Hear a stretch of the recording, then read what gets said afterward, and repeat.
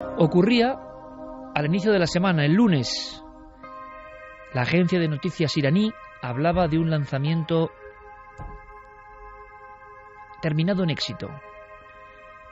La cápsula Pisgarm, que significa pionera, el cohete Kavochgar 3, un misil realmente, que alcanzó 120 kilómetros de altura. Regresó y su tripulante, el tripulante del rostro entristecido, del rostro del miedo, oficialmente llegaban a tierra. Ese cosmonauta moderno de Irán es un simio, un mono. La noticia recorría el mundo.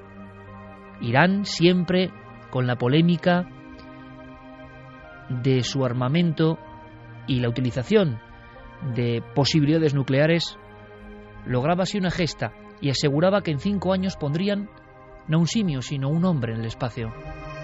De implicaciones políticas, del miedo que dé o deje de dar, a mí lo que me impresionaba era la imagen de ese simio, de ese pequeño mono, de un animal sentado en un asiento de metal, fotografiado, y en una de las escenas, en una de las diapositivas, aparece el rostro contraído, la boca como una media luna.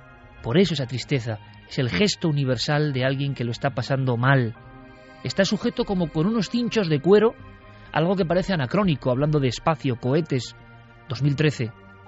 E incluso hay una especie de poliespán rosáceo que recorre su cuerpo, que lo empotra casi como si fuese un ataúd en esa especie de camastro vertical. Incluso aparece también cinta aislante, cinta gris, cinta de andar por casa, que une su traje diminuto con esa fría superficie del metal. Es viajero, pero no es el único. Sabemos que ha habido muchos más lanzados al espacio, y yo me preguntaba si en los ojos de ese pequeño simio, en el miedo de ese animal, estaba también grabado de alguna forma el sentimiento de locura del ser humano, que hace este tipo de experimentos, buenos o malos, no lo sé, que intenta lanzar estos pioneros al espacio. ¿Qué habrá sentido ese compañero casi humano, dicen algunos, elevándose en las alturas, observando el planeta, quizá como dijo Carl Sagan, desde cierta distancia, observando la esfera azul a 120 kilómetros? ¿En qué extraño sueño, pesadilla vivía ese mono? Y es más, como siempre en el espacio, podemos preguntarnos, ¿han contado toda la verdad? ¿Ese simio ha estado realmente allá arriba, casi en el antiguo cielo de los mitos y las leyendas? ¿Ese mono ha sido intercambiado?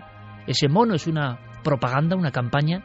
Porque de todo esto hay en la carrera espacial, y precisamente por eso, con la fotografía de esa enorme angustia del mono lanzado a las alturas desde algún lugar secreto de Irán, con esa escena como emisaria, vamos a hablar de espacio profundo, de otros colegas, de otros animales, y de asuntos que os van a dejar de verdad, yo creo que pegados al asiento del coche, a la cama, al puesto de trabajo donde estéis. Porque siguiendo la senda de estos pequeños amigos que fueron viajeros del espacio, hemos encontrado cosas maravillosas, angustiosas, aterradoras y mágicas. Nunca antes habías estado tan cerca de lo desconocido. Milenio 3. Cadena SER. Guillermo León, como siempre, todo el trabajo allá arriba, en las estrellas nunca mejor dicho, y a Diego Marañón muy especialmente, que siempre se deja la piel no solo en su sección, sino en todo el programa. Y es que yo hablo de una fotografía de un maestro, el maestro del Prado. Parece que lo han localizado, aparecerá mañana en la portada del Magazine del Mundo, impresionante. Luego desvelaremos secretos, quiero vuestra opinión. El arte es transformador, el arte eleva, el arte es la última llave para conectar con el verdadero misterio que nos rodea, que casi nadie ve. Vamos a ver si aprendemos algo. Ayer tuve la oportunidad de estar en un sitio muy especial, en un templo de los enigmas. Me acompañaba, o yo le acompañaba el mejor, Javier Sierra. Compañero, buenas noches. Muy buenas noches. Sé que lo que pasó anoche fue muy importante para ambos, porque de alguna manera se parece a aquella experiencia que tú tuviste hace algunos años cuando te quedaste a solas dentro de la cueva de Altamira. Entonces te tropezaste con lo sagrado, tuviste que ir al fondo de la cueva, a la cola de caballo, para encontrarte con las figuras más sagradas pintadas por el hombre hace quién sabe si 30, 35.000 años. Bueno, Lo de anoche fue algo parecido, pero en el corazón de Madrid. Fue en las salas vacías por completo del Museo del Prado, mientras fuera patrullaban los vigilantes de la dotación permanente de la Policía Nacional, que son oyentes de este programa y que de alguna manera velaban por nuestra seguridad. Estuvimos rodeados de tablas de 500 años de antigüedad, Iker, que nos miraron y nos... ¡Qué peligro! 1:45 el lunes, Fermín Agustín, nuestro compañero, nos leía este teletipo de los informativos. Esta música de fondo, por supuesto, la pone el otro comandante del sonido, no el Calero. Entonces estamos ya sobre las estrellas, aunque es un misil, y un misil de aspecto absolutamente bélico, no precisamente de exploración. ¿Qué está pasando en Irán? ¿Hay más países que están lanzando cosas al espacio, incluso cosas vivas, con algún objetivo? ¿Hay conspiración detrás de todo esto? Primera noticia, Javier Sierra, porque me decías que observando la fotografía de ese mono que miraba con angustia, miraba un mundo que no entiende porque es incomprensible, y más viendo lo que está pasando incluso en nuestro país, la pérdida de cordura total del ser humano parece que es la que angustia también al mono, ¿no? Una locura completa.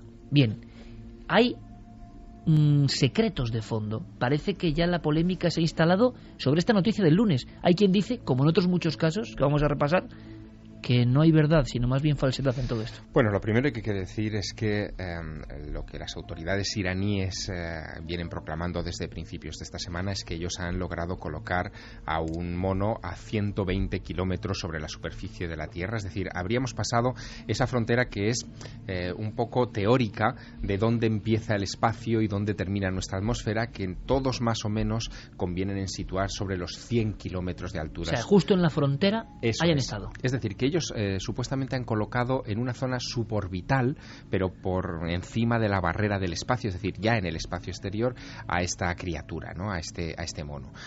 Sin embargo, hay dudas más que razonables que han surgido en estas últimas 24-48 horas, para ser más precisos. Esas dudas tienen que ver con las imágenes que el régimen iraní ha divulgado, tanto del mono antes del lanzamiento como del mono después del lanzamiento. El mono antes del lanzamiento es una criatura que tiene, es un mono marrón con un mechón de pelo blanco sobre las cejas y una especie de verruga encima de su ojo derecho, que sin embargo desaparece en el mono que presentaron en la rueda de prensa 3 días después de su supuesto regreso del espacio. Esa verruga no está, tampoco está el mechón de pelo blanco y por lo tanto ha surgido inmediatamente la sospecha de que se trata de otro animal. Hay otro detalle, otro par de detalles más. Uno es que no existen imágenes del mono en el momento de la llegada de ese cohete a la Tierra, es decir, no hay imágenes de la recuperación del animal y por lo tanto no se sabe muy bien si lo que llegó a bordo de ese cohete, si es que hubo cohete, estaba vivo o muerto. Y digo si es que hubo cohete porque el Departamento de Defensa de los Estados Unidos ha hecho públicos unos comentarios al respecto de este lanzamiento, diciendo que ellos no tienen constancia alguna de ningún lanzamiento de un misil o de un cohete desde Irán en las fechas que dicen las autoridades iraníes. Y las autoridades iraníes se han cuidado mucho de revelar la hora del lanzamiento y el lugar del lanzamiento, que es lo que permitiría en imágenes de los satélites espía precisar si ese lanzamiento tuvo lugar o no.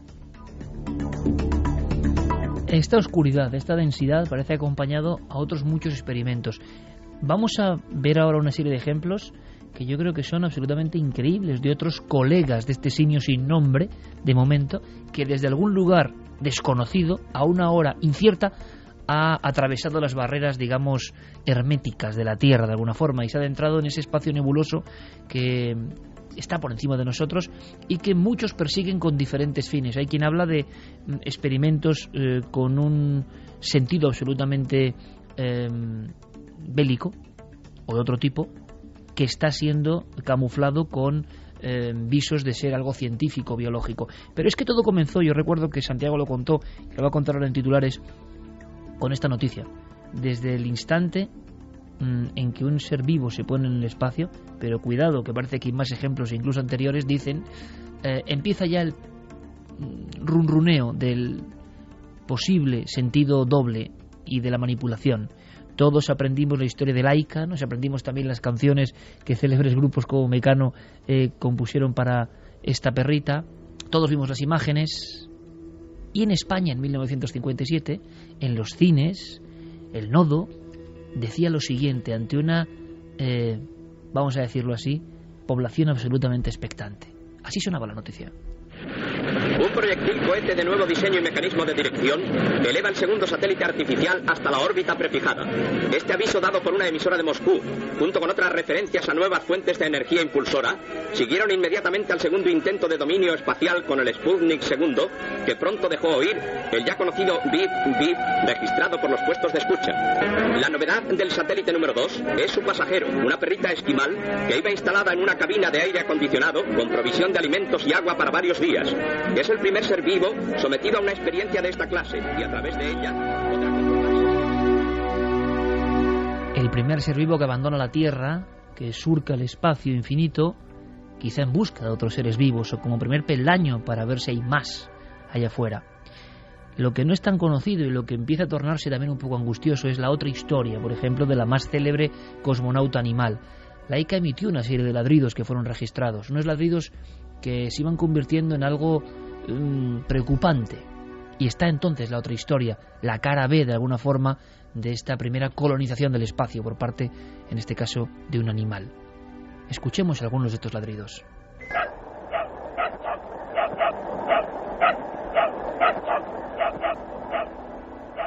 Es Laika ladrando desde algún lugar dentro del Sputnik 2.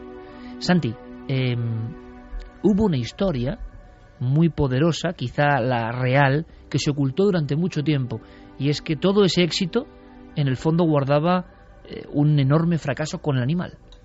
Sí, efectivamente, porque como en todo lo que presidió la carrera espacial, la propaganda era un valor importantísimo y la Unión Soviética tenía que vender aquel lanzamiento pionero, pues más o menos como los iraníes ahora mismo, como un rotundo éxito de su exploración espacial. Y para eso pues tenían a ese valiente animal, casi valiente animal soviético, que estaba allí aportando durante incontables horas valiosísimos elementos que llevarían a Yuri Gagarin, o quién sabe si a alguien antes que él, a cumplir ese paseo espacial, esa primera misión del hombre en órbita.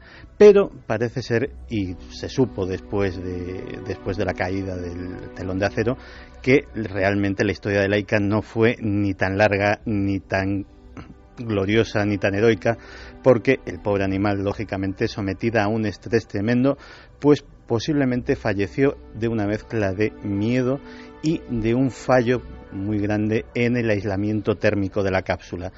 El caso es que duró apenas poco más de una hora, o quién sabe si menos. Incluso hay quien duda de la veracidad de esta grabación, no te digo más. Pero fíjate que esto, lo que nos ha contado Javier, este asunto de Laika, se va repitiendo a lo largo de la historia. Hace unos meses el mundo veía asombrado las imágenes del Shenzhou 7.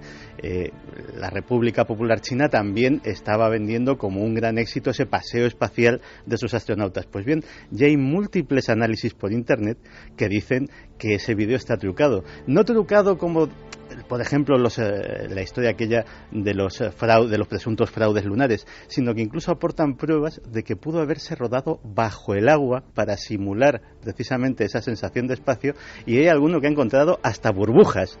Es decir, esa oscuridad, esa densidad siempre en torno a cualquier cosa que tenga que ver con la exploración espacial. Simplemente listado o algunos ejemplos, que esto sí que es increíble, de animales que oficialmente salieron de nuestro común espacio y se adentraron en las alturas. Bueno, ya a finales del siglo XVIII empezaron a intentarlo, no como cohetes porque no tenían la tecnología, pero sí con un globo aerostático.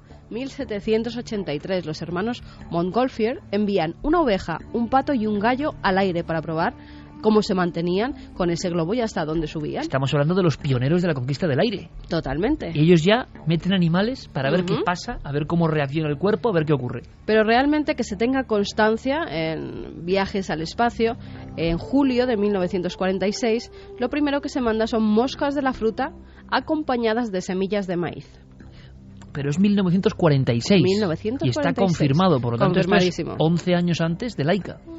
O sea, seres vivos. Se prueba con las mosquitas. Y de hecho hay animales mucho mayores, no en el 46, sino en ese listado seguro de Carmen. En el 48, 2 años después, Albert I es un mono que viaja a bordo de un cohete V2 que sale desde Nuevo México. Albert, va a haber varios monos, va a haber hasta 4 Albert. Albert II es un mono Rhesus, un año después se envía también en otro V2 que impacta contra la Tierra al fallar el sistema de paracaídas. Y el último Albert que se manda es a finales de 1949. Y haciendo una especie de receso, porque hay muchos ejemplos, Javier me contaba una escena tremenda en las entrañas del mundo de la carrera espacial americana, con también, qué curioso, otras fotografías de simios. De la de este lunes viajamos a unas más antiguas, casi héroes, ¿no? Sí, bueno, los monos Albert que nos acaba de contar Carmen son muy interesantes en toda esta historia porque Albert I sería el primero que fue lanzado al espacio como mono, es decir, o sea, son como una saga, ¿no? Pero claro, que lanzar un mono es ya lanzar algo muy parecido a un ser humano, es decir, se buscaba precisamente eso, y Wernher von Braun lo pone en la punta de un cohete V2 alemán y el animal muere de sofoco, o sea, como le pasa a Laika, del propio estrés, muere, ¿no? El caso de Albert II muere, como dice Carmen, de un impacto, pero esto que es morir de miedo realmente, sí, ¿no? Sí, pero, está la tensión que colapsa el claro, cuerpo. pero todos estos Alberts los esconden un poco, ¿no? Porque son fracasos, finalmente son animales que no cumplen con su objetivo, ¿no? Hay una especie de Wall of Fame, o sea, de muro de la fama, que yo pude ver hace un año y pico en Cabo Kennedy, que a mí me llamó mucho la atención. Os voy a describir el lugar. El lugar se llama Complex 26. Es donde se encontraban las mesas de control de los lanzamientos de aquellas V2 y después de los cohetes que lanzaron los primeros satélites americanos, especialmente el Explorer 1. En esas mesas de control, donde todavía se ven los mecanismos primitivos que se utilizaban, que eran una especie de prototipos de ordenadores, muy tipo rudimentarios. Palancas y relojes, ¿no? Exactamente, todo está allí intacto, como si se hubiera detenido el tiempo, se ha conservado así. De hecho, hay, por ejemplo, a mí me llamó mucho la atención entrar en esas mesas de control y ver un viejo teléfono de pasta negra, ¿no? Y al lado una fotografía de Wernher von Braun, el padre de los cohetes americanos, sujetando en la mano ese mismo teléfono.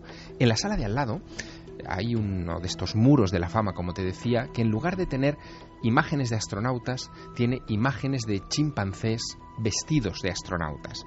Con el traje correspondiente. Con el traje correspondiente, con su nombre propio y con su fecha de lanzamiento al espacio. Nombres como, por ejemplo, Ham, que es el mono más famoso, llegó a ser incluso, fíjate, ese mono que fue el primero que salió al espacio y volvió vivo a la Tierra, es el gran hito de esos protoastronautas. Ese llegó a ocupar incluso la portada de la revista Life, ¿no? El primer astronauta que aparece en una portada de un semanario americano, ¿no? Después, en ese mismo muro de la fama, está Enos, que sería un segundo mono del mismo programa, del programa Mercury, que se lanzó el 29 de noviembre de 1961 y que también regresó con vida. Bonnie, Gordo, Miss Baker, por ejemplo. La historia de Miss Baker es tremenda porque esta mujer mono, fue lanzada el 28 de mayo de 1959. En la fotografía que aparece en ese muro de la fama tiene un collar hecho como con piezas del Scrabble, ¿no? Formando su nombre, Baker. Es la primera en regresar viva después de viajar por el espacio. No solamente sube y baja, como habían hecho los anteriores, sino que todavía hace un vuelo o un semivuelo orbital. Nace en un zoo de Kansas y muere unos días después del vuelo espacial, no por estrés ni por ningún impacto, sino porque la infección que le había causado un electrodo la obligó a entrar en quirófano. En el quirófano le suministraron anestesia, no aguantó la dosis de anestesia a la que fue sometida y el animal falleció. Finalmente fue enterrada en una base de misiles en Huntsville, Alabama, después de 27 años viva y al servicio del ejército americano.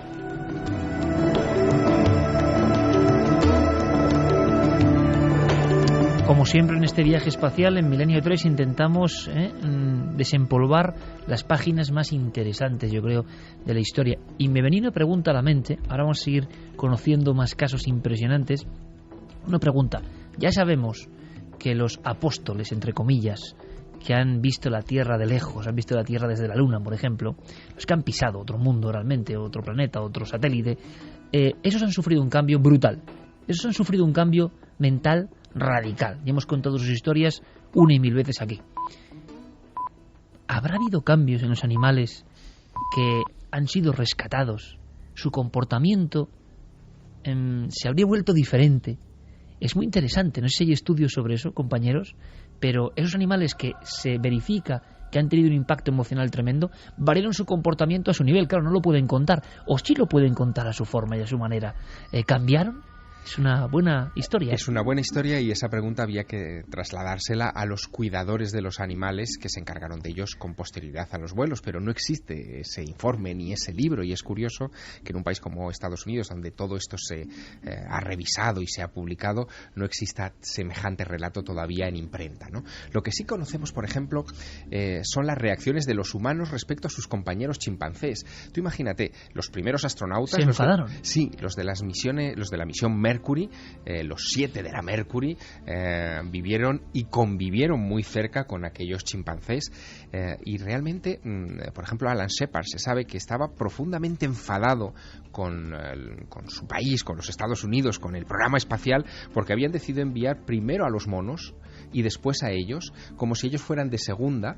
Ellos hablaban de que aquellos monos eran como carne enlatada. De hecho, de ahí se acuña ese término que los astronautas se aplicarán a sí mismos, porque es verdad que en el programa Mercury, el lugar en el que eran encastrados esos monos, muchas veces sujetados con cinchas a una especie de sillón donde no podían moverse en absoluto, era como una lata de sardinas muy, muy, muy estrecha, donde apenas podían mover unas palancas para las que habían sido adiestrados previamente en tierra. Si movían la palanca adecuada en tierra, en los entrenamientos de tierra, se les daba una fruta. Si movían la palanca equivocada, recibían una descarga eléctrica. Y eso fue parte del entrenamiento que tuvieron que sufrir esos animales, y que después tuvieron que repetir los propios astronautas con las mismas palancas, no con el plátano y la descarga eléctrica como premio o como castigo, pero en definitiva el entrenamiento era exactamente el mismo. Curiosamente, esta semana, este lunes, no hablamos de la prehistoria de la investigación espacial. Esa fotografía que yo comentaba irradiaba lo mismo, esa increíble estrechez del habitáculo del mono, encajado absolutamente, cosa que produce una enorme angustia. Y si no me creéis, podéis ver la foto de ese supuesto cosmonauta iraní, y mirad directamente su expresión. Más viajeros. Pues un ratón, en 1950, de nuevo en la V2, y sobrevive además a ese viaje espacial. 7 años antes de Laika, esto yo no lo conocí, me parece asombroso. Bueno, además hay 2 perras rusas que son las primeras astronautas de la historia. Se llamaban Albina y Tsikanka. Además, fíjate, en Rusia se utilizaron todo perras, eran siempre callejeras, y además tenían que tener el pelaje claro. Por una cosa, porque las cámaras que iban en el interior así las distinguían mejor. Y decías de las cápsulas donde van esos monos, pero es que eran terribles, la especie de maletín hermético en el que metían a las perritas en Rusia. Iban encajonadas, no podían apenas moverse, y claro, la mayoría... Una experiencia terrorífica. Javier me enseñaba ahora mismo en su tableta la portada de Life con este mono célebre. Parece que con un poco más de espacio, ¿no? Porque dependiendo quizá de la fama o del país o la superpotencia, desde luego los soviéticos encajonaban como si fueran latas de anchoa. No, todos los encajonaban. Esa es una foto de prensa. Guillermo, de hecho, la ha compartido ya en las redes sociales, y todos los que nos sigan a través del Twitter, por ejemplo, la podrán ver. Pero esa era la foto bonita, la foto de prensa. Lo real era mucho más angustioso. Fíjate que delante de aquel muro de la fama, con todos aquellos chimpancés que yo vi en Cabo Kennedy, también se encontraba la cápsula en la que estos monos viajaban, y era realmente angustiosa, ¿no? Era con una pequeña mirilla de plexiglas donde solamente se asomaría la cabeza del mono y el resto encerrado como si fuera... ¿Tú recuerdas ese sarcófago que aparece en muchos museos de la Inquisición para torturar? La dama de Nuremberg. La dama de Nuremberg. Pues es como la dama de Nuremberg en pequeño, tamaño chimpancé, y con solo ese visor de plexiglas para el mono. Madre mía. Fíjate, los primeros en completar un viaje suborbital son también 2 perritas, Decil y Tisgan. en 1951. De 1951 a 1952, varios cohetes R-1 transportan a 9 perros en vuelos espaciales, como te decía, en compartimentos enanos. 2 monos filipinos, en ese mismo año 1952, Patricia y Mike, y 2 ratones, alcanzan los 36 kilómetros de altura y se convierten en la época en el récord de primates en altura, 36 kilómetros, y estamos hablando de este mono de Irán de 120 ya. 1957, la conocida Laika, como ha contado Santi. Con su terrible final no contado en la época. Desde 1957 a 1961, los rusos lanzan otras 12 perritas. 5 de ellas nunca regresaron. Material que muchas veces ha surgido, como decía Santiago, con la caída del muro, ¿no? Eran documentos que no se daban, sobre todo si eran fracasos, claro.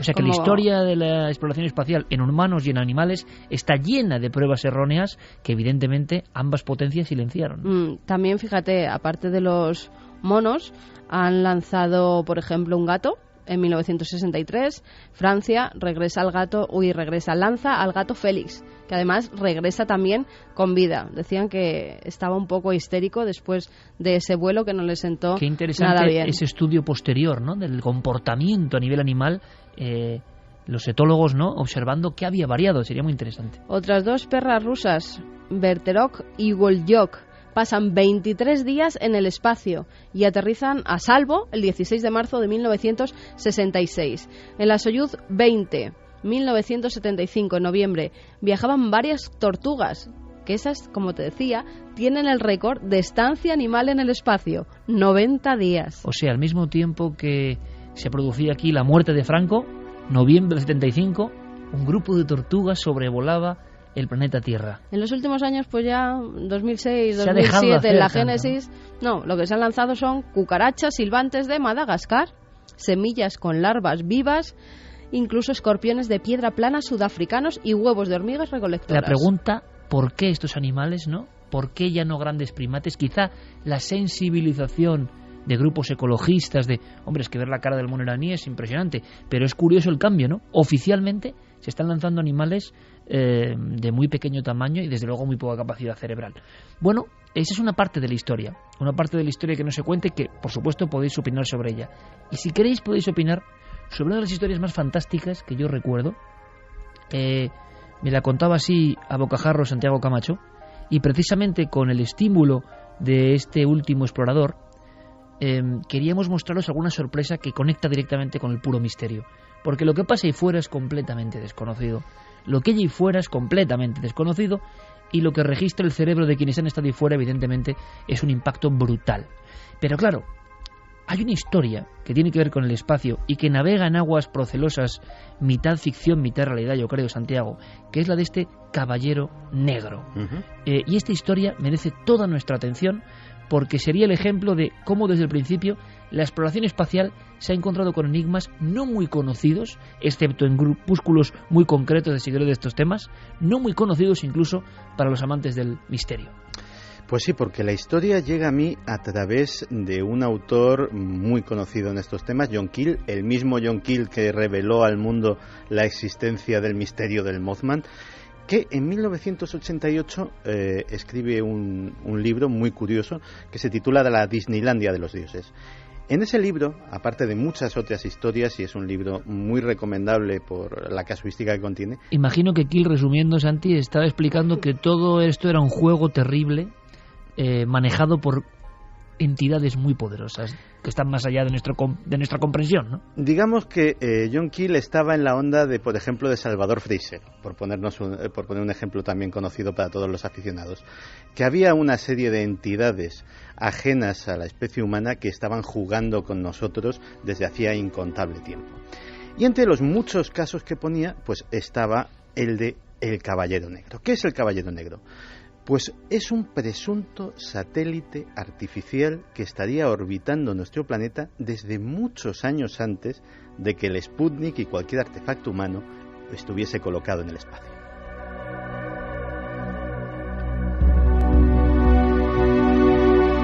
Ahora mismo salimos de la Tierra, nos aproximamos a ese objeto misterioso.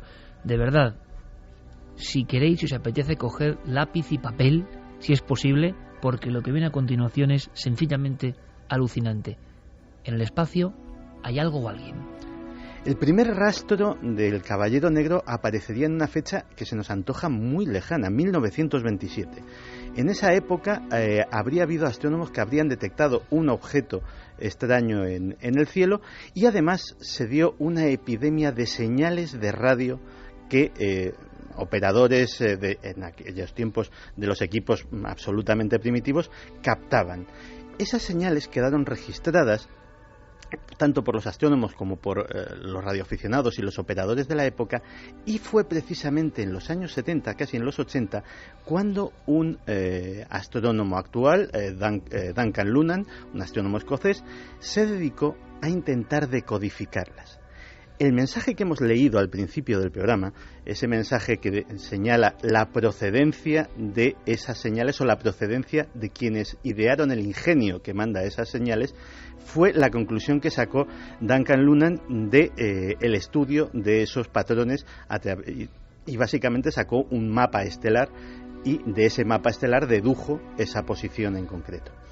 Eso no sería nada si no fuera porque en 1953 el doctor Lincoln La Paz de la Universidad de Nuevo México detecta con su telescopio otra vez ese mismo objeto. ¿Cómo era, Santi? ¿Cómo lo veían los observatorios astronómicos? Lo veían como un punto, lo veían como veríamos ahora mismo los satélites, que a veces vemos pasar la Estación Espacial Internacional, vemos pasar algún otro satélite que sobre todo en horas del crepúsculo o del amanecer son más visibles porque contrasta la luz del sol que reciben con la oscuridad que todavía nosotros percibimos aquí abajo. Pero evidentemente algo que no debía estar ahí. Claro, o sea, lógicamente un astrónomo se da cuenta de que eso no es normal y de que eso además está pasando con cierta periodicidad. El asunto lo pone en conocimiento de la comunidad científica y rápidamente llama la atención del Pentágono. El Pentágono dice, bueno, debían de tener su run ya, en 1953, es 4 años antes del lanzamiento del Sputnik, debían de tener ya sus informes de que los rusos estaban preparando algo, y decían, no vaya a ser que sea esto y que todavía no hayan dicho nada o algún precedente de esto. Así que deciden colocar al frente de la investigación a Clyde Tombaugh. Ni más ni menos. Clyde Tombaugh es el descubridor del planeta Plutón, y se le encarga que dictamine qué tipo de objeto es, qué tamaño tiene, cuál es su naturaleza. Ya para entonces la historia ha traspasado toda la prensa. Es la prensa de esa época la que le llama el Caballero Negro, sin que sepamos exactamente de dónde viene el nombre. Algunos otros periódicos lo llaman simplemente la cosa del cielo, para abreviar. Y Clyde Tombaugh se tira un año investigando ese objeto. Ese informe permanece clasificado a día de hoy.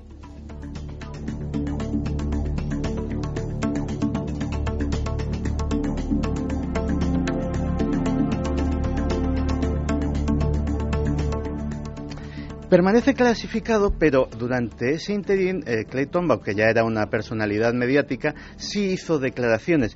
Y en 1954 declaraba la revista Aviation Week que había un satélite orbitando la Tierra, que no podía dictaminar, aunque le parecía muy improbable, si era un objeto celeste captado por la gravedad terrestre o si era otra cosa. Lo cierto es que un año después, con el informe ya entregado, le hacen otra entrevista en Popular Mechanics. Y en Popular Mechanics dice que ni el descubrimiento era cierto, ni el objeto era importante, y que, curiosamente, lo que se le había encargado no tenía ninguna relación con los platillos volantes. El contenido de la pregunta no tenía esa palabra.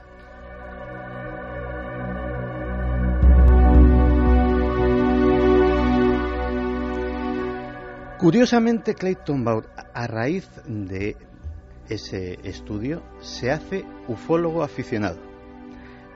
Da conferencias sobre ufología, se muestra convencido de la visita de otros seres inteligentes a nuestro planeta. Hablamos de uno de los grandes antidescubridores de grandes planetas y objetos en el sistema solar. Sí, y de hecho además incluso él mismo declara haber protagonizado algún avistamiento. Es decir, estamos hablando de una persona que de repente da un vuelco en sus creencias. No volvemos a saber nada del Caballero Negro hasta agosto de 1960. Los norteamericanos están recién estrenando el NORAD, el sistema de detección aérea más sofisticado del mundo, con el que pretenden, entre otras cosas, pues intentar prevenir cualquier tipo de lanzamiento o de ataque de la Unión Soviética. Pues una de las primeras cosas que detecta el NORAD es un satélite anómalo. Un satélite que orbita en una órbita polar, cosa que no se había conseguido hasta la fecha, y que además lo hace en sentido contrario a todos los demás satélites que se habían colocado en órbita hasta el momento. Vuelve a haber otro encargo, en este caso se encarga al Planetario Adler de Chicago y a su jefe, Robert L. Johnson, que también es una figura mediática y que dice a los periódicos de Chicago que por lo menos el objeto podría tener la decencia de hacer algo que se espere en un objeto natural, porque no le da ningún tipo de explicación. Encima este sí que transmitía algún tipo de señal de radio. Durante 3 semanas los astrónomos de todo el mundo estuvieron locos porque era perfectamente visible, se le fotografió. Las fotografías que quedan es una línea blanca en el cielo, simplemente se fotografiaba su estela, su traza, es decir, estaba físicamente allí. Se dictaminó que el objeto podía tener unos 20 metros de tamaño y pesar unas 15 toneladas. Pensemos que esta vez ya había sido detectado por radar, no solamente teníamos su imagen óptica. Y en 1960, el 7 de marzo, hasta la revista Time le dedica un buen artículo dando la versión de que, bueno, posiblemente se trataría de los restos de algún lanzamiento norteamericano y pues vanagloriándose del éxito del sistema de detección de radar norteamericano. El único problema es que en 1960 no había nada capaz de poner 15 toneladas en órbita.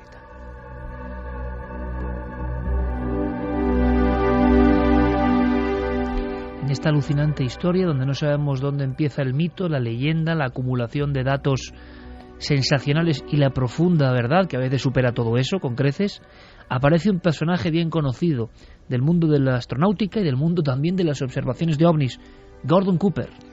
Sí, 3 años más tarde. Javier está poniendo una cara como diciendo, esto es alucinante, lo es, 3 años más tarde, curiosamente, Gordon Cooper ha hablado mucho de sus avistamientos ovni, pero muy poco de este caso. Ha hablado de sus avistamientos ovni cuando era piloto militar, de cómo incluso llegó a protagonizar o a ver cómo se filmaba uno de estos aparatos que se había posado en el desierto. Es decir, declaraciones bastante impactantes. Pero, y que le trajeron muchos problemas. Pero de esto que es histórico y está registrado, rara vez ha hablado. Estaba haciendo historia. Estaba en la Faith 7, una cápsula espacial que iba a dar 7 órbitas a la Tierra. 22 órbitas a la Tierra. La Faith 7 da el número. En la órbita 22, en la última, Gordon Cooper se comunica con la estación de seguimiento de Australia y dice que se dirige hacia él un objeto oscuro de color verdoso y que, que pide algún tipo de confirmación si por el radar le están siguiendo o si efectivamente parece ser que hay confirmación desde tierra, aunque eso es lo que dice la NBC, que da la información 2 veces ese día, pero que luego sus reporteros reciben la orden de que está absolutamente prohibido preguntarle a Gordon Cooper sobre ese incidente en la rueda de prensa que habría unos días después de su aterrizaje. De hecho, tardó un par de semanas en darse una explicación oficial, y la explicación oficial es que una falla eléctrica en la cápsula había provocado altos niveles de dióxido de carbono y eso le había provocado alucinaciones a Cooper.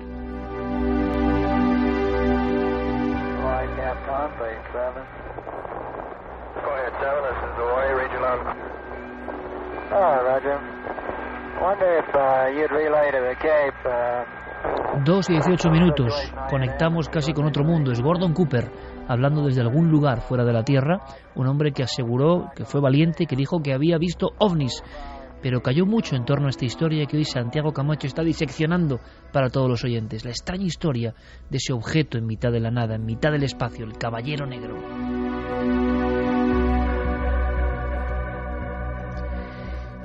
¿Pero ha sido Gordon Cooper el único que ha podido ver de cerca este objeto? Pues a lo mejor no. Ya tenemos que dar otro salto en el tiempo e irnos a 1987, a la lanzadera espacial Endeavour. La misión era la STS-088. Hay 5 fotografías, 5, en la web de la NASA, perfectamente reconocidas, catalogadas como basura espacial, de un objeto oscuro, de formas irregulares, muy extrañas. De hecho, sé que buena parte de nuestros oyentes están ahora mismo tecleando ese STS-088 para ver las fotografías y se encontrarán con algo que parece un montaje, que parece de ciencia ficción, parece que lo ha colocado ahí pues un productor cinematográfico para diseñar un tipo de objeto inquietante. Una nave maligna, desde luego, una nave de aspecto maligno, ¿no? Esas fotografías, los defensores de la historia del Caballero Negro dicen que podría ser uno de sus avistamientos. Desde luego es un objeto muy extraño y tampoco parece cuadrar, y ha habido muchos expertos que han analizado esas fotografías, con nada que parezca basura espacial, es decir, no tiene la forma característica de ningún tipo de pieza perdida en un lanzamiento, de ningún tipo de satélite fuera de uso, etcétera, etcétera. Pero hay algo más. Hay un personaje extraño que podría poner el epílogo de esta historia. Y no es un operador de radio, no es un astronauta, no es un piloto militar, no es un astrónomo, es un escritor muy famoso, Philip K. Dick. Y esto le da un aspecto ya un poco de mundo nebuloso, porque Philip K. Dick trabajó toda su vida en la ciencia ficción con el asunto de la erosión de la realidad, y eso me parece apasionante, con la sensación, como otros grandes genios, y luego el tema del lugar en el que estuvimos en el Prado la noche de ayer creo que tiene mucho que ver. Philip K. Dick, toda su vida, autor por ejemplo de Blade Runner o de Minority Report, por desgracia pasadas al cine cuando él ya había muerto, todo un pionero del trabajo en la ciencia ficción. Resulta que él estuvo amedrentado, parece que él tiene una hermana gemela que fallece en extrañas circunstancias con solo 5 semanas de edad. Él está enterrado junto a esa niña ahora. Su padre entierra a su propio hijo. Es una historia de un dramatismo brutal. A él le marca profundamente. Aparecen muchas figuras fantasmales de mujeres o de mujeres entre dos mundos en sus novelas, pero él toda su vida se preguntó, y Blade Runner es una muestra impresionante, ¿no? Es hasta qué punto lo real es real y lo irreal irreal, hasta qué punto vivimos vidas paralelas. Él tiene una frase, Santiago, que es brutal, tremenda, que tiene mucho que ver con los enigmas del arte y con el misterio. Mucha gente habla de vidas anteriores, yo voy más allá, yo creo que hay vidas paralelas. Y él decía, incluso se atrevía a decir que esos fallos del sistema, ese de repente escuchar una frase y decir en este sitio yo ya he estado, ese que alguien diga algo que tú ya te esperabas, son fallos de esa especie de ordenamiento de la realidad, de una realidad que a veces tiene pequeños lapsos, pequeños fallos, errores de carga, y uno de repente sabe que está viviendo diferentes escenas en diferentes planos. Esa realidad irreal, ese mundo absolutamente lleno de misterios, es el que rodea al autor de Blade Runner o de Minority Report. Lo que no sabíamos es que él había hablado, nunca mejor dicho, no de este Caballero Negro, sino al parecer con el propio Caballero Negro. Pues sí, a principios de febrero de 1974, y ya a partir de ahí hasta su fallecimiento, Philip K. Dick tiene una serie de experiencias místicas, o paranormales, o forteanas, o psicóticas, si queremos darle... Él mismo siempre se preguntó, sí, ¿no? Si sufría una esquizofrenia, si sufría, ¿qué le pasaba? Pero él veía que accedía a otros mundos y lo escribía. Sí, fueron 8 años muy extraños en su vida.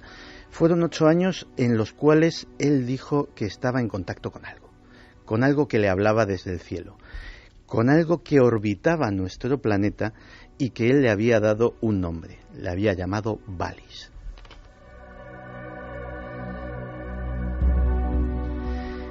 Valis es un acrónimo en inglés de Gran Sistema Inteligente Viviente. Y él, a través de Valis, escribió novelas, escribió reflexiones, recibió avisos. Hay, por ejemplo, cosas tan curiosas como que estaba escuchando un día una canción de los Beatles, estaba escuchando Strawberry Fields Forever, y Wallis le cambió la letra. Los Beatles seguían cantando, pero la letra decía otra cosa. Y la letra le avisaba de que una hernia inguinal que estaba teniendo su hijo, si no era operada inmediatamente, podía poner en grave riesgo su vida. Efectivamente, cogió al chaval, lo llevó al médico, y los médicos que no habían detectado esa enfermedad dijeron que efectivamente ese tipo de hernia en concreto sí era extremadamente peligrosa y tenía que ser operada en el momento. Y Philip K. Dick, obsesión, esquizofrenia, locura, cree que está recibiendo órdenes de un punto del espacio, de un satélite vagando por el espacio, y dedica miles de páginas a hablar de eso, y que parece que entronca directamente, aunque él nunca lo dijo, con esta otra historia paralela, ¿no? Escribe 4 novelas sobre Wallis. 4, que no son ni mucho menos ni las más populares, ni las más conocidas, ni se han llevado al cine. Se llaman Radio Libre Albemuz, Wallis, La invasión divina y La transmigración de Timothy Archer, que es además su obra póstuma. Si se ponen juntas, son una especie de autobiografía mística del propio Philip K. Dick. Y aparte de eso, dejó una especie de exégesis extraña de 8.000 páginas y más de 1 millón de palabras, que no está publicada, con las revelaciones que le había hecho Wallis. Él estaba en todo momento convencido de que aquello había sido colocado por una inteligencia extraterrestre, que había estado aquí, que nos había ayudado, que nos había dado nuestra civilización y que había dejado ese objeto con una finalidad: vigilarnos, darnos un empujoncito de vez en cuando, sobre todo iluminando o haciendo revelaciones a determinados individuos que podían ser claves, y en caso de que todo fuera realmente mal, informar a esos dioses del pasado a los que se refería John Keel. La increíble historia de uno de los grandes padres de la ciencia ficción, que confesó que esta era una parte de su verdad, que estaba en conexión con un objeto, que por otro lado ese objeto ha generado un montón de ríos de tinta solo en el mundo de la astronomía y astronáutica, y por eso no es muy conocido.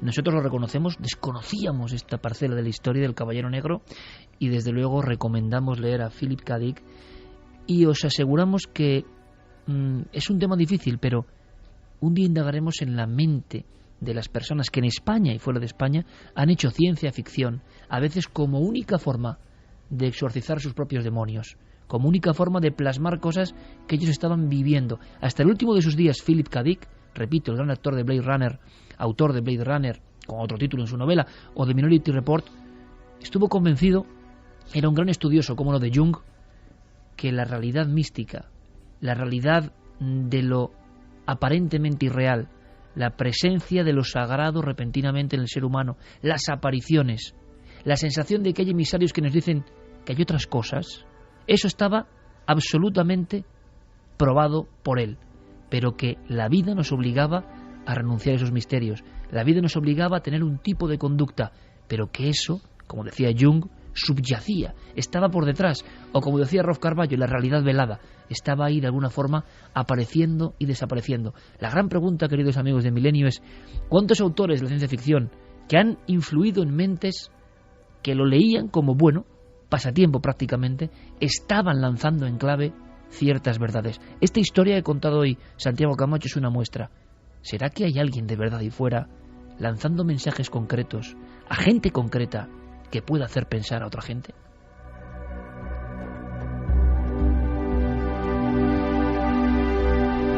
Pues ahora sí que vamos a profundizar un poco en todo esto, que tiene mucho que ver, pero antes, si os parece, mensajes, cómo no, mensajes de nuestra audiencia, de todos vosotros. A ver, Santi, repite cómo pueden ver. Se pueden ver las fotos del Caballero Negro, claro, lo pregunta Manuel Moreno. El público ha quedado impresionado, porque es menuda historia.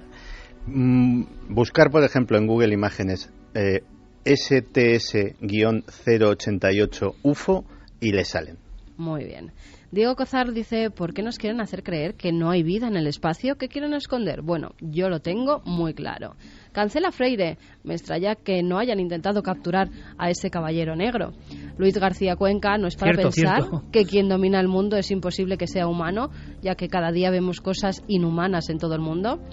Mario dice, si nos hubieran estado observando seres inteligentes desde el espacio, ¿cómo lanzábamos animales? A este se preguntarían, ¿qué clase de civilización vivirá en ese planeta azul mandando tanto animal al espacio? Eleni Magué dice: vaya tela, tanto experimentar con animales, sobre todo con perros y primates, los cuales están llenos de sentimientos. Miguel Ángel Molina: hacemos lo que queremos con la naturaleza sin pedirle permiso. Normal que la naturaleza haga lo que quiere con nosotros.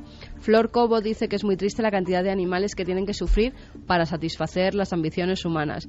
Cuántas muertes tontas para intentar explorar algo que creo aún nos viene grande, cuando aún no conocemos al 100% nuestro planeta. Aunque es curioso porque a veces se habla de la naturaleza contra nosotros.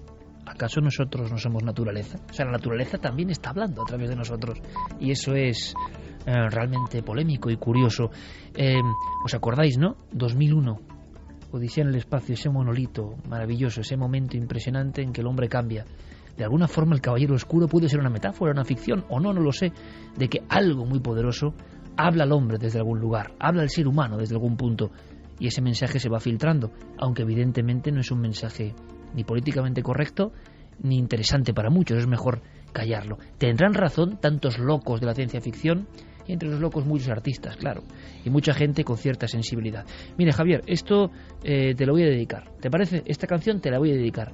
Este es un genio absolutamente sublime, claro, es una de esas personas, una de esas que uno mira, en mi opinión, con veneración, porque sin duda un griego como Vangelis lo ha demostrado con su música, no hace falta idioma, la sensibilidad, el estar entre dos mundos, el llegar a un nivel supremo de conciencia de las cosas, y lo hace con su música. Y él, hacia 1998, dedicó un disco no muy entendido por la crítica a un compatriota maravilloso y enigmático, el Greco, Domenico Theotokopoulos. Ayer estuvimos delante del Greco, a solas con sus cuadros y con muchos más. Así que esta música de un griego para otro tiene que sonar exactamente ahora.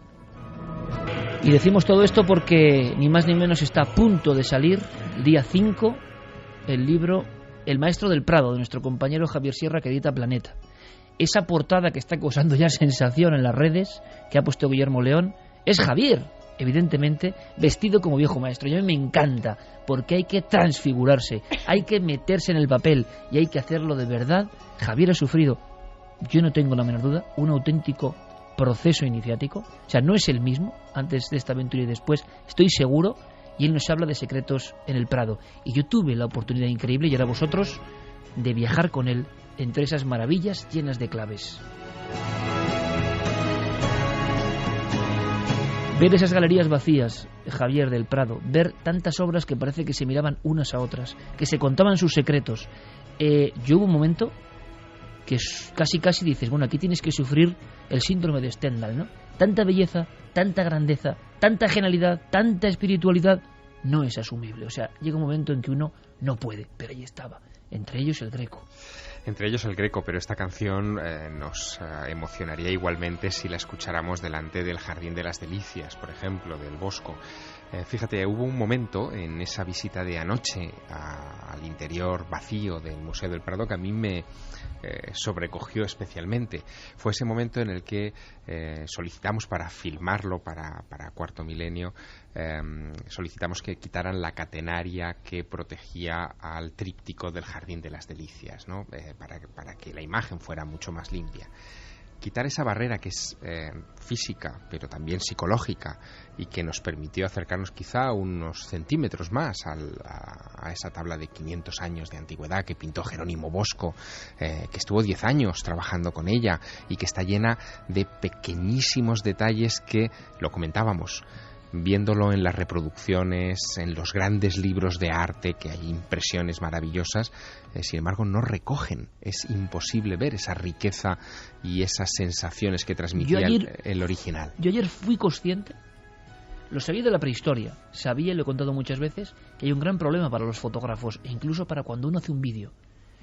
¿Cómo es posible que lo que el ojo ve y lo que el alma siente no tenga nada que ver, aunque milimétricamente sea lo mismo lo que aparece en una fotografía al máximo nivel, con 200.000 píxeles, me da igual, o megapíxeles, me da lo mismo? No es.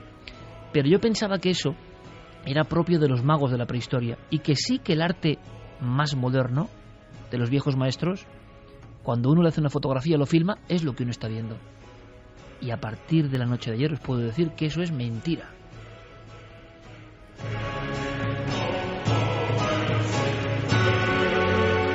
pero a un nivel tremendo, es decir, lo que eran no solo volúmenes, sino perspectivas, lo que eran luces absolutamente espirituales, lo que son cosas que no se pueden contar con palabras, inefables, se veía ayer. Ayer estábamos, yo nunca había estado tan cerca, claro, de la obra maestra del Bosco. Y entonces vi cosas, ese cuadro, he pasado decenas de horas delante de ese cuadro en libros y en persona. Pero ayer yo veía que eso era una especie de conjunción de cosas mágicas que casi respiraban. Además, digo como lo siento. Sí, y además nos podíamos casi imaginar el aliento de Felipe II sobre esa tabla, porque él lo contempló también durante horas en la soledad del monasterio del Escorial, y sabemos que sus últimos momentos, su meditatio mortis, esos momentos en los que él decidía recogerse ya en la agonía para preparar su camino al más allá, los pasó a pocos centímetros del Jardín de las Delicias. ¡Qué impresión! Porque uno piensa que ante esa explosión de colores, de carnalidad que hay en el Jardín de las Delicias, no hay hueco aparente para una meditatio mortis, para prepararse para el más allá. Pero ¿tú te acuerdas, Iker? En la tabla que llaman del infierno, en la esquina superior derecha, hay unas ruinas sobre el horizonte. Una de esas ruinas tiene una puerta que es con un arco. Es un pequeño detalle en el cuadro del que irradia una luz tremenda, y hay un grupo de almas que están flotando, que no están pisando el suelo, la rampa que conduce hacia ese umbral, y que se acercan hacia esa luminosidad. Es el efecto túnel, es lo que nos han contado tantas y tantas veces, que el Bosco también pintó en otra de sus famosas tablas, en la subida al Empireo, pero que también encontramos ayer, por primera vez, sin haberlo previsto, en otra obra de ese visionario que hoy homenajeamos, que es el Greco. En la encarnación del Greco, la perspectiva de la paloma parece surgir de uno de sus túneles. Claro, es difícil contar esto por la radio, posiblemente, porque ahora quien acuda a un libro o una foto sí ve la paloma, sí ve la luz, pero os aseguro, amigos, que hay que ir al museo, ponerse delante, si es posible, con música, de verdad, en los cascos, para aislar del resto del público. Ayer en el Prado sentimos algo, y por supuesto abrimos el debate en cualquier momento, porque todos hemos captado el arte en alguna ocasión mágico de cierta forma, pero fijaos, la experiencia fue muy dura, en el buen sentido, muy intensa, porque los cuadros sin público son otra cosa ya no es lo mismo. Es como si nosotros, con nuestras miserias, todas las tenemos, con nuestras preocupaciones, con nuestro estrés, interfiriésemos en la magia pura de esos cuadros. Cuando están solos, parece que el mensaje llega de una forma mucho más clara, que la conexión es total. Claro, mirando al Bosco o al Greco, veíamos luces, perspectivas, efectos, vamos a llamarlo 3D, como suena, 3D, hace 500 años, así de claro, que cuando uno filma, y digo filma, que supuestamente está registrando la misma realidad, ya no es una reproducción, no aparecen. Hay unas franjas negras en el famosísimo infierno del Bosco, que todo el mundo ahora mismo está visualizando o puede acudir rápidamente, que en cualquier reproducción, aunque sea la mejor, fijaos lo que os digo, son borrones negros. Es más, yo pensaba que eran borrones negros. Ayer, a 20 centímetros de esos borrones negros, vi cómo asomaban cráneos, cabezas, eran procesiones inmensas de ánimas, o de demonios, o de gente vagando. El pintor lo hizo de tal forma que solo a esa distancia uno conecta con eso. Quizá por eso Felipe II estuvo ahí, pero es que hubo muchos más reyes que murieron delante de un cuadro mágico. El propio padre de Felipe II, y Javier lo cuenta en El Maestro del Prado, también muere ante un cuadro mágico. Pero ese cuadro mágico representa al propio rey, un buen ejemplo precisamente para los días que corren, despojado de toda riqueza, de todo adorno, no valen joyas, no valen lujos. Carlos V, el hombre más poderoso quizá de la historia, está como un ánima, solo con una mortaja, observando la luz del más allá. Y eso produce tal impresión, en el fondo nos estaba diciendo, en el momento en que uno trasciende, de nada vale lo material. Y el hombre, que lo podéis ver en el Museo del Prado, esa tabla de Tiziano con Carlos V aproximándose a la luz. Pero me iban a matar, Javier. Tú hablas del Museo del Prado y del Maestro del Prado. Y claro, la gente dirá, la nueva novela de Javier. Pero esto no es una novela. Es que tú tienes un encuentro personal. Sí, la historia parte de una experiencia personal. Sucede en las Navidades de 1990, cuando Yo acababa de llegar prácticamente a Madrid, llevaba un año estudiando periodismo en la capital, venía de provincias, y el Museo del Prado se antojaba como el lugar perfecto en el que refugiarse y pasar unas horas de frío invierno en un sitio calentito y pasando desapercibido viendo las grandes maravillas que había estudiado en los libros. ¿No eres ningún experto en arte? En absoluto.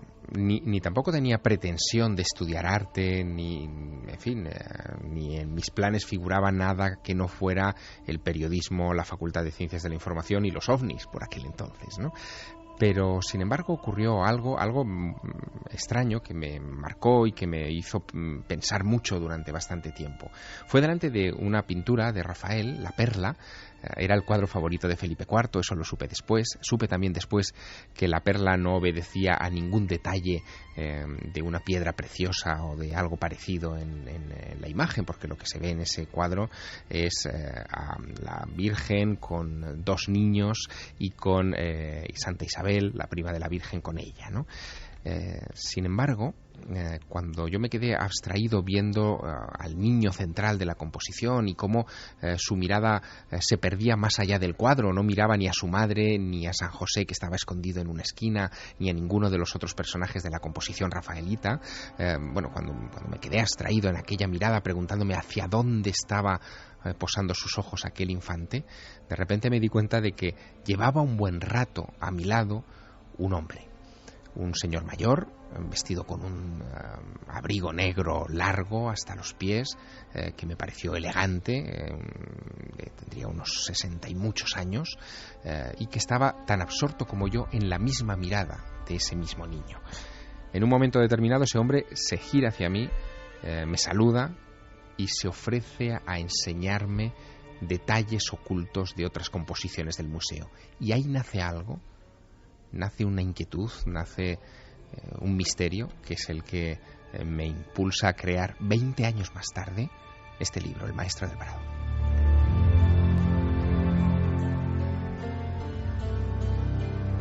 Y es que las miradas son una de las claves para entender ese museo mágico que es el Prado. El Prado no se puede observar de forma aburrida, ¿verdad? El Prado no se puede ir uno a perder en él por obligación. Bueno, perderse en él ya sería un buen síntoma. Hay que ver fragmentos, cosas, ir aprendiendo. Además, desde niños. Yo me acuerdo de muy pequeñita, no todas las salas en un día porque es imposible y los niños se cansan, pero como lo teníamos...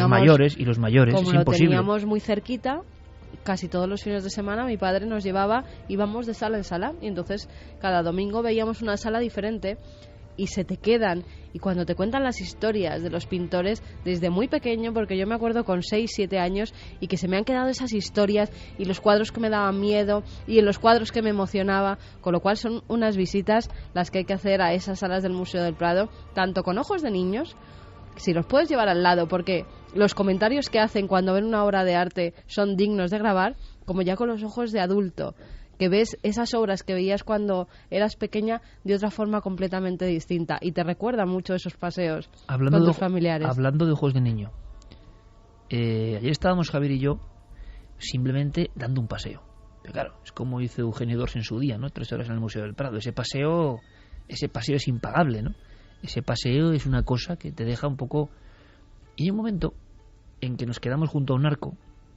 Imaginaos, amigos, el museo sin nadie prácticamente, solo con las personas que velaban por nuestra seguridad. Y qué arco, ¿eh? O sea, sí. que cuadros separaba a uno y a otro lado. Y es que esto me impresionó mucho. Es decir, ojalá Javier sea el guía de secretos, algunos tan evidentes, si se ven con esta mirada, con indagaciones nuevas de Javier, ojo, no vienen de un historiador, no vienen de un sesudo compilador de vidas de maestros, no, pero son tan evidentes que ojalá consigamos lo que se ha conseguido en otros países, ¿no? Que la gente vaya al museo a fascinarse, a emocionarse, luego si quieren a aprender y a ser muy sesudos, si lo desean, pero que se enganchen un poco a esa llave que conecta con otros mundos, no os quepa la menor duda, desde la antigüedad ha sido así, y en el fondo los maestros siguen unas corrientes. Nos están diciendo lo mismo que nos dicen los aparecidos, en mi opinión, los fenómenos extraños, nos están diciendo lo mismo, nos están gritando que la vida es mucho más, la vida es inabarcable y mucho más misteriosa de lo que nos quieren contar. Resulta que en un cuadro de Rafael, impresionante, que yo lo confieso. Hubiese pasado por él sin... y soy un amante del arte, pero hubiese pasado por él en busca, no sé, de la sala de Goya, que sí me interesaba, y me sigue interesando. Resulta que hay una visión brutal, brutal. Y yo ayer pensaba, mirando a Javier cómo me lo contaba, y digo, este es un ejemplo para todos aquellos que han visto el misterio. El cuadro, Javier, es de Rafael y es una copia de un Rafael, que es la Transfiguración. La Transfiguración. Es de Giovanni Battista Penni, es uno de los ayudantes de su taller. Es un cuadro gigantesco, recuérdalo, son 3 metros de alzada, 3 metros y pico de alzada del cuadro, que representa la ascensión de Jesús a los cielos desde la cima del monte Tabor. Lo que se ve es, en la escena sobrenatural, a Jesús rodeado de Moisés y de Elías. Como siempre, 2 mundos. Hay 2 mundos en un cuadro. Eso es, él está flotando entre las nubes, y en la parte inferior de esa composición un grupo de personas que son los apóstoles, que están discutiendo en el plano terrestre. Ninguno ve lo que está sucediendo delante de sus narices, ninguno ve lo sobrenatural. Sin embargo, hay una gran discusión, esa es la impresión que transmite, y todos terminan apuntando a un niño. Ese niño, que es al que tú te referías con esa mirada especial, ese niño tiene un brazo elevado hacia el cielo, otro hacia la tierra, marcando claramente el eje como de comunicación entre ambos lugares, entre ambas dimensiones. El niño tiene una mirada muy especial, él es estrábico, tiene un ojo mirando para un lado y otro para otro, mostrando claramente que tiene la posibilidad de ver esos 2 mundos. Y en medio de esa composición, de ese cuadro, hay un personaje que no aparece citado en los evangelios, pero sí en las notas de Rafael, que es una mujer de espaldas que con sus 2 dedos índice, por si hubiera alguna duda, está señalando, está marcando a ese niño. Esa mujer es la sabiduría. De alguna manera nos está diciendo Rafael en la que fue su última obra pictórica, la obra que tuvo sobre la tumba cuando él murió con 34 años de manera prematura. Nos está diciendo que a través de la sabiduría se puede detectar a aquel que es capaz de comunicar los 2 mundos. Si nos aproximamos, caminamos unos pasos y vamos al niño poseído, al niño loco, como se le llamó en esa escena, vemos las dos pupilas absolutamente opuestas en cada esquina de uno de los ojos. Sí, un loco, un simple poseído, un niño tarado. Es impresionante porque todos los personajes del cuadro, con su sabiduría, le señalan a él como una anomalía. No ven lo que está pasando en los cielos, solamente ese niño especial está viendo lo sobrenatural. Es como un mensaje que nos dice: solo los locos pueden ver la gloria, solo los que llamamos locos pueden sintonizar con otro dial. Claro, verlo en un cuadro de esta forma tan brutal a uno le abruma, le impresiona. Pero Rafael dejó un mensaje, que yo lo cuento en el libro, todavía más sutil. Unos años antes de pintar la Transfiguración, él hizo un retrato a uno de los grandes bibliotecarios y sabios de su tiempo en Roma. Ese hombre se llamaba Tommaso Inghirami. El retrato de Tommaso Inghirami de Rafael, que se puede buscar también por internet y que encontrarán nuestros oyentes enseguida, muestra a un hombre que también tiene esa mirada, la misma mirada del niño poseído, solo que ese hombre fue el que le enseñó a Rafael muchos de los grandes secretos del arte y de cómo utilizar el arte para comunicar mundos. Ayer nos dimos cuenta de que muchos de los personajes del famoso Jardín de las Delicias del Bosco, y nunca lo habíamos visto así, están como hechizados. Hay gente normal, gente sonrosada, gente de color casi moreno, y hay otros que son como fantasmas, pálidos. Hasta ahora parecían en el mismo mundo, en la misma zona de la tabla. No, debe haber un rito. Se habló de los adamitas, de viejas herejías que incluso llegaron a pelear con la cristiandad de alguna manera, de viejas herejías que incluso decían por el pecado hacia Dios. Una cosa muy extraña. Pero es que estas herejías, herejes, magos, nigromantes, han estado detrás de grandes pintores. Y esto es lo que viene a contarnos Javier. Por ejemplo, aunque sea en un flash, Javier, porque quiero preguntarte un par de cosas más personales. Pero para que la gente entienda, nuestro público entienda, quien no haya sentido nunca el arte entienda que si va al Prado, va a ver, sentir cosas, va a sentirse detective. Y eso es muy importante. No hace falta ser un sabio. No hace falta incluso tener una sensibilidad extrema y analizar cada pincelada. Así no es eso.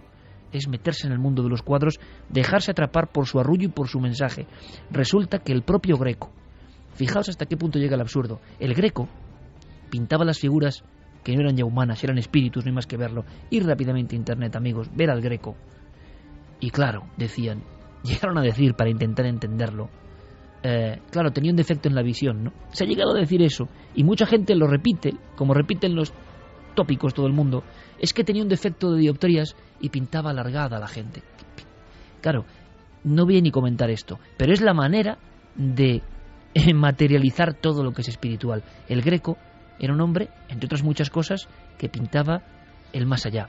Pero es que encima también estaba, de alguna forma, influido por estos personajes fundamentales que no aparecen en las biografías: visionarios, profetas, magos. Hay un altar famosísimo al que pertenecen varias de las pinturas que se conservan en la sala 9 del Museo del Prado, que es el altar de María de Aragón para el convento de la Encarnación de Madrid, que fueron pintados para homenajear a Alonso de Orozco, un predicador del siglo XVI muy poco conocido, que tenía esta capacidad visionaria que se atribuye a ese niño poseído de Rafael o a Tommaso Inghirami, ¿no? Él era capaz de ver el más allá, de ver escenas de la historia bíblica y de escribirlas en sus apasionados escritos con detalles increíbles. Por ejemplo, decía que en el momento en el que el ángel Gabriel se aparece ante la Virgen María en su habitación, la habitación se diluye, se derrite, se funde con lo sobrenatural. Bueno, pues esa sensación de fundición de la realidad con lo sobrenatural es justo la que da la tabla de la Encarnación que estuvimos contemplando tú y yo también a muy pocos centímetros. Y muy impresionados. Lo que no habíamos visto en las reproducciones sobre papel, en los libros, en las imágenes de internet de esa Encarnación, es que esa especie de bultos que hay por detrás de la Virgen y del ángel y que ascienden hacia los cielos... Simples bultos cuando uno ve un libro. Exacto. En realidad, cuando uno los ve de cerca, son caras, son almas, son presencias. Uno de los cielos, Noel, tampoco le va mal al Greco, ¿eh? Un hombre que quiso conectar con el más allá. ¿Qué te ha enseñado este libro, esta investigación? El maestro del Prado. Yo puedo decir, Carmen está en el proceso, ¿verdad? ¿Mitad del libro, más o menos? No, un poquito menos. Un poquito menos. Estoy en las 100 y pico primeras páginas y estoy enganchadísima. Claro, dirán, hombre, no van a hacer publicidad a su amigo, pero Javier lo sabe muy bien. No, porque yo me he desvelado entre con nosotros este libro. Somos muy críticos, nos decimos todas las verdades, somos así de... Yo te digo una cosa. Para bien y para mal. Desde luego. Yo se lo dije a Javier muy claro, y él sabe lo que le dije, y yo pienso que hay un momento en su vida, algo ha pasado, tiene que ver todo lo que hemos contado en esta noche también. Hay un momento iniciático, hay un cambio de visión de las cosas, y un cambio que además no abandona nunca a uno.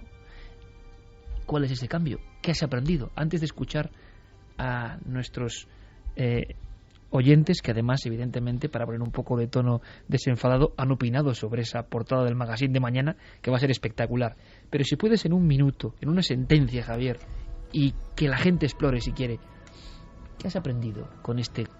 ¿Qué sabes que no sabías antes de esta investigación? No solo debe ser visto, en realidad ese arte, el arte de verdad, el arte que comunica, el arte que sirve de puente como sirvieron las pinturas prehistóricas de puente para lo sobrenatural, para el más allá, lo que nos hizo civilización, a fin de cuentas. Fue cuando empezamos a enterrar a nuestros muertos y a plantearnos cómo proteger a nuestros hijos. Ese arte es para ser sentido. Y el Prado guarda un montón de rincones que hay que explorar. No son todas las obras, ni muchísimo menos. Ni tampoco son las más famosas, ni muchísimo menos. Son unas cuantas, no pocas, que te hacen dar ese salto infinito que tú bautizaste hace algún tiempo. Enhorabuena, Javier. Yo creo que es un libro absolutamente iniciático. Ojalá cambien muchas mentalidades. Igual es verdad lo que decía Philip K. Dick, y alguien está lanzándonos estos destellos para que nosotros, como correa de transmisión, cambiemos también otras mentes. Ojalá. Pero ahora, como somos capaces de reírnos hasta de nosotros mismos, vamos con ese impacto brutal.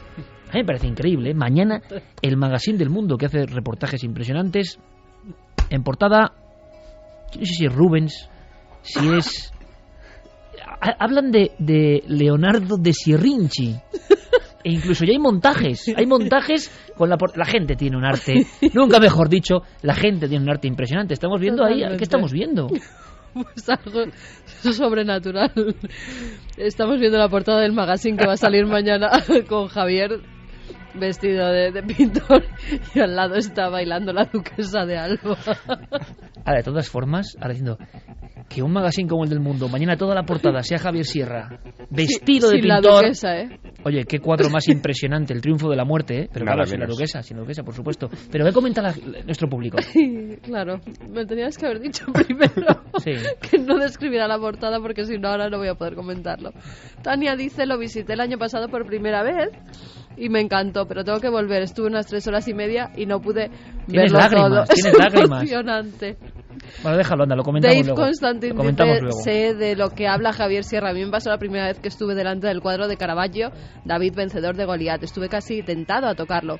Era cautivadora la mirada del joven con la cabeza del gigante y sin embargo ambos son el propio artista que le gustaba autorretratarse, sin palabras. Darbosh dice, soy de esos que de pequeño creía que las pinturas de los museos por la noche cobraban vida, ahora la cobran de día.